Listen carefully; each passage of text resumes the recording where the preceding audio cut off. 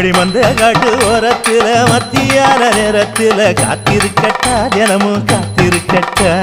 வெள்ளை சோள சோறு வச்சு காண பூவையல் அரைச்சி ஊட்டி விடட்டா உனக்கு ஊட்டி விடட்டா